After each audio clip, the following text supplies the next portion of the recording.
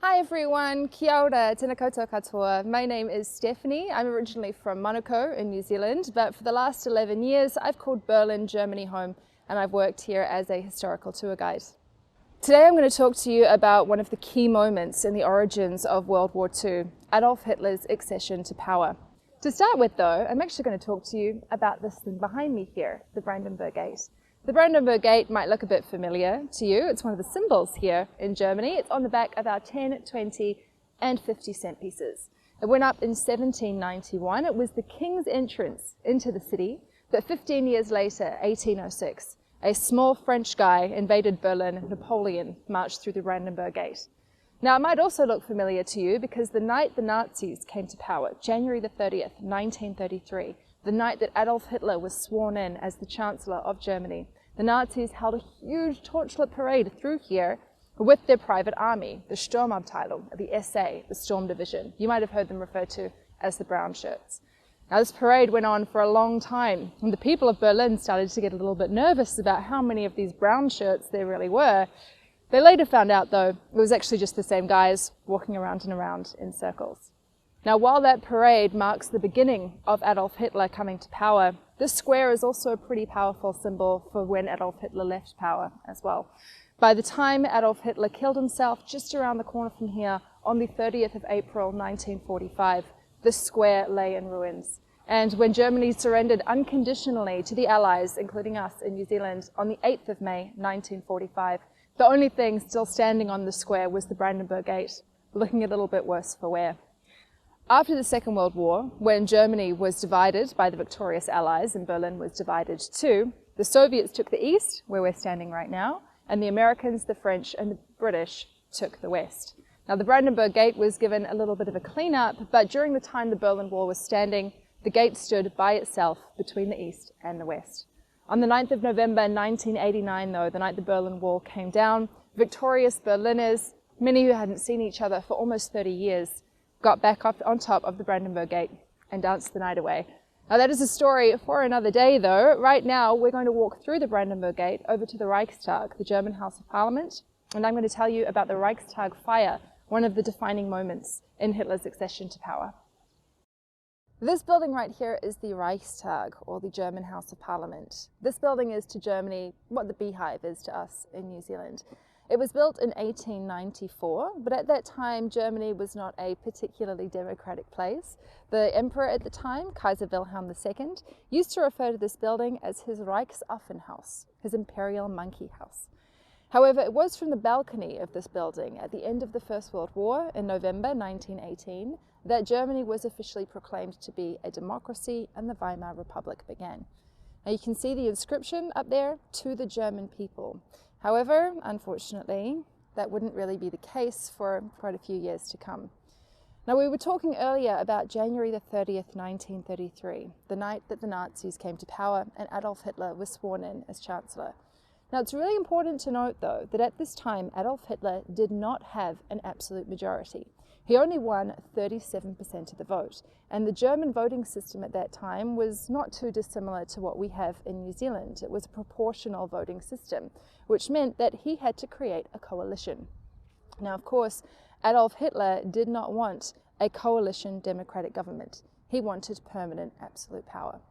So 4 weeks, exactly 4 weeks, after he was sworn in as the Chancellor of Germany on the 27th of February 1933, this building was mysteriously gutted by fire as the result of an arson attack. Now the man who got the blame for it was a young Dutch communist named Marinus van der Lubbe, and the following year, 1934, he was executed for burning this building. Fast forward though to January 2008, he was officially pardoned of the crime. Like 74 years too late, because historians today widely agree the Nazis themselves were probably responsible for this building burning down. You see, by having the building burnt and being able to blame a communist, Hitler was able to go to the president at the time, a man named Paul von Hindenburg, and he said, "Hindenburg, the communists have started the revolution. They burnt down our symbol of democracy. You need to give me emergency absolute powers so I can stop this communist revolution." Now, Paul von Hindenburg was 85 years old. He might not have liked Hitler very much, but he really, really didn't like communists. The following day, the 28th of February 1933, President Paul von Hindenburg signed the Reichstag fire decree, which suspended civil liberties like freedom of the press. It also gave the Nazis the power to round up anybody they didn't like and throw them into jail under the guise of maintaining the peace.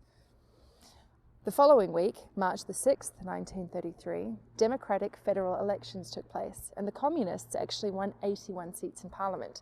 However, they were all arrested before they could take those seats. Now, Hitler had a lot of power at this point, but he still didn't have what he wanted. What he wanted was permanent absolute power.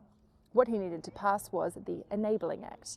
Now, the Enabling Act would allow him to pass laws without having to consult Parliament. Essentially, it would make him a dictator.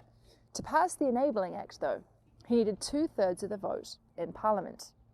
The Enabling Act vote took place 3 weeks after the Reichstag fire, which meant that a lot of his political opposition had already gone into hiding. Others had been beaten up and arrested, and those who were brave enough to show up and vote against him were beaten badly afterwards. In fact, the first people to go into the Nazi concentration camps were the Nazis' political opposition. Unsurprisingly, Adolf Hitler got his 2/3 vote. The Enabling Act was passed, and by the summer of that year, in July, the Nazis were the only legal party left in Germany. There would be no stopping Hitler until the end of the Second World War. Now, you might be wondering about this building today. You might be wondering about what happened to it after that fire. To be honest, not a whole lot happened to it after that fire. Adolf Hitler hated this building. It lay in ruins for the entire time that he was in power. During the time that the bombs were dropping here over Berlin between 1933 and 1945, a nearby hospital actually used the basement as an air raid shelter, and a number of babies were born in here. After the Second World War, when the city was divided, again the Soviets took the east, the French, the British and the Americans took the west. Where we are standing right now is in the British sector of West Berlin. So you had a parliamentary building in a non-capital city, kind of like if the Beehive was in Auckland. So for much of the Cold War, the building was empty. It had a few interesting uses along the way. They used it for rock concerts for a short time. In 1987, David Bowie played in here. But in 1990, when East Germany and West Germany were officially reunified, the decision was made to make Berlin the capital of United Germany once again. And in 1999, the government moved back in here. Now, if you ever make it over to Berlin, you can visit this building. It is totally free to do so. On a normal day, that glass dome on top, you'd see a lot of people walking around up there. Not only do you get incredible views of the city, but it also sits on top of the parliamentary debating chambers. Now, this is meant to represent the transparency that we should have in a democracy, that the people are on top, the people have the power, and if the politicians working below ever forget who has the real power in a democracy, all they need to do is look up and see. Well, everyone, thank you so much for joining me on this short trip around Berlin today. I hope that one day, when the world opens back up, you'll be able to make it over here yourselves. For now, though, I wish you all the best of luck for your studies and hope that you stay safe.